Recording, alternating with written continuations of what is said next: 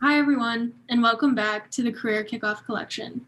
As you may know by now, my name is Deirdre Lee, and with me is Ryan Halawi. The two of us are Partnership Development Fellows with the University of Michigan Center for Academic Innovation. And today, our guest speaker is Maurice Washington, Director of the University of Michigan Athletic Career Center. In this final segment, we're going to be talking about interviewing and what to think about before and during your interview. So, Maurice, thank you for being here.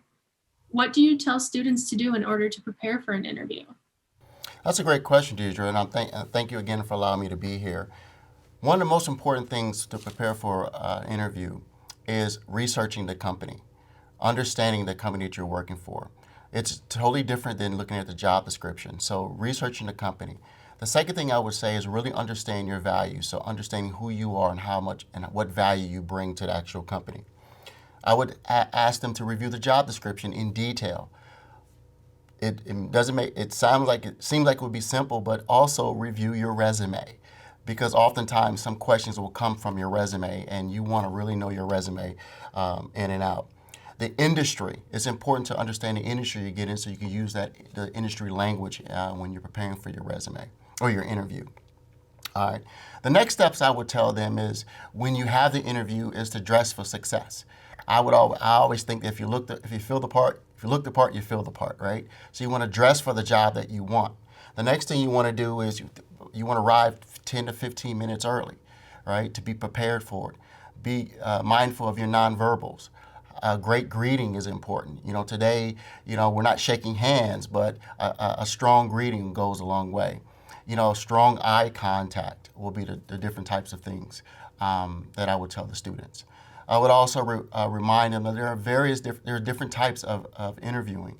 The most often type we use is behavioral, where you're going to be asked a series of questions based off your experiences. It can be based off the job description, what you'll be doing, and it allows you enough time. It gives you the time to think about the responses to those questions. Thank you, Maurice. And you definitely did touch on this just a little earlier. But when people get into the interview, you kind of start to blank out and you get a little nervous. So, are there any important elements you can think for students to keep in mind during that interview process? That's a great question. So, what I tell students to do is, when you're in an interview, you think that they're just asking you just a bunch of questions, behavioral questions. But you have to be mindful that you're also interviewing the company, right? So I would encourage students to, as you're discussing or answering the questions, think of it as the person that's asking the question is a new employee and they're just making their rounds around the organization trying to get to know everyone. My point is to talk like you have already been working there, that you're a part of the organization. Watching your pronouns instead of saying, or their action verbs, saying that, I hope to be a member or a successful candidate, and start speaking like, you're part of the team, like, when we do this, or when these are the things that I would do. And really, you should know yourself, right?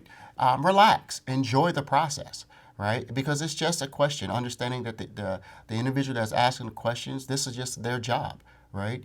The first question that students most often freeze on is the first question where you can really take charge of the interview, and they ask you, "Tell me a little bit about yourself." Well, that should be an easy one, but you'd be surprised that that's a challenging question, right? Practice that. I would say practice in the mirror. You got 30 to 45 seconds to have this conversation. Talk about, you understand online, you've done the research on the company, so you know what the companies are looking for. But in that, tell me a little bit about yourself, that's where you get an opportunity to let them know how much value you bring and why you're a great fit. Again, the interview is just, are you a great fit? You already qualified for the job. If you didn't qualify, you wouldn't be getting the interview. Now is the time to express to them why you are a great fit. Maurice, is there anything else you would like to address when interviewing? Because I know that there's a lot to cover, and I'm sure that there's more we can talk about.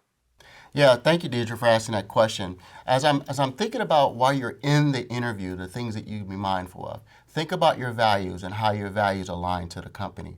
Also, take your time in responding to the question. I'd often suggest that students, or if you're being interviewed, that you do two things. One, you want to repeat the question.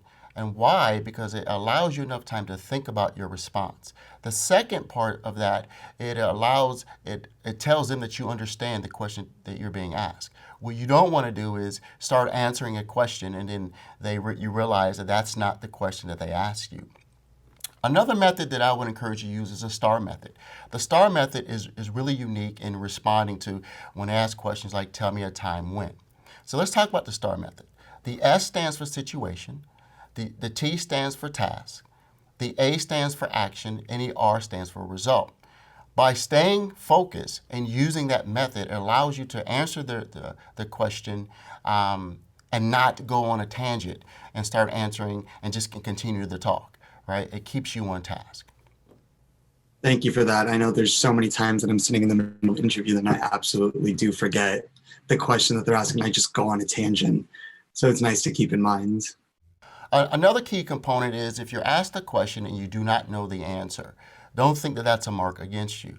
What I would encourage students to do is take a note, because you should have pen and paper, take a note of the question and just simply say, that's a great question. I don't have an answer at this time. Can we come back to that? But be mindful when the questions have concluded, before you start asking your questions, I would encourage you to go back to that particular answer, right? Because they really want to know that if you can come back to that response. Now you're at the end of the interview and it's time for you to ask questions. I encourage students to have at least 4 to 5 questions to ask the panel or whomever is answering the question. Be mindful, you do not want to ask a question based off something that was on the job description, because that tells them that you did not do the research or do not review the job description. I would not also, as you're doing your research on the homepage of the company, I would not ask questions about those type of things. Ask questions about what you really, really want to know. For example, training, work dynamics, the environment that you're going to be working in, the protocols of the job. But one thing that you do not want to ask is about money. That's one question that many students ask me. Do I talk to them about pay? And I would say no. The answer is no to that. However, if they introduce pay into the conversation, then you can use that as a caveat and kind of talk about it. But instead of just pay, think about pay as all of the entitlements. So it's not just the paycheck you bring home, but it's about the insurance, the investments that the company planned, the conferences, the professional development that they would be encouraging to send you to. So there's a lot of different things to talk about when you're asking those questions. Thanks so much, Maurice. And thank you guys for sticking with us through these 3 videos. And we hope you found this to be informative and helpful in your own career development.